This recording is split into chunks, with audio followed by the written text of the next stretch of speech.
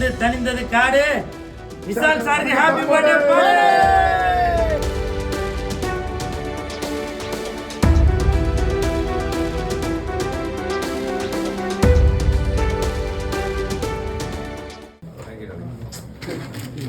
சொல்றீங்க சுரேஷ், அது பாண்டிச்சேரியில எங்க அண்ணன்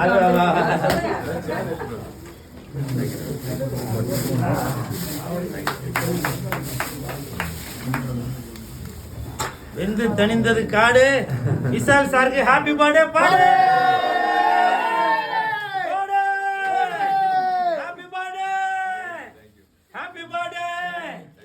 அப்புறம் இன்னைக்கு சாருக்கு நிச்சயதார்த்தம். இப்போதான் நான் இதுல எல்லாம் பார்த்தேன், நல்லா சீரும் சிறப்புமா இருந்துச்சு. வாழ்த்துக்கள். இந்த நேரத்தில் ஒரு ரிக்வெஸ்ட்டு, தன்சிகா அண்ணி, உங்ககிட்ட ஒரு சின்ன ரிக்வெஸ்ட் அண்ணி.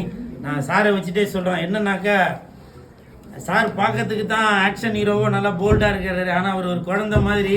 நீங்கள் வந்து வெங்காயம் வெட்டும் போது கூட சாரோட கண்ணிலேருந்து தண்ணி வரக்கூடாது.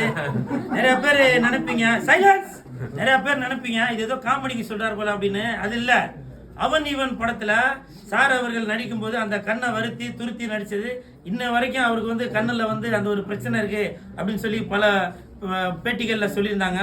அது வந்து எனக்கு மட்டும் இல்லை, பல ரசிகர்கள், விஷால் சாரோட ரசிகர்களுக்கு அது ஒரு நெருடலாக தான் இருக்குது. ஸோ கண்டிப்பாக அது நல்லா ஆயிரும் சார் இது. சரிங்களா? இவரோட நல்ல குணத்திற்கு நல்லதே தான் நடக்கும். அதனால தாழ்மையான வேண்டுகோள் தன்சிகா அண்ணி, அவரோட கண்ணுல இருந்து ஆனந்த கண்ணீர் கூட வர வேண்டாம், அவர் மனசுல எல்லாமே இருக்கும். சரிங்களா? பிறந்த நாள் வாழ்த்துக்கள், வாழ்த்துக்கள். வெந்து தணிந்தது காடு.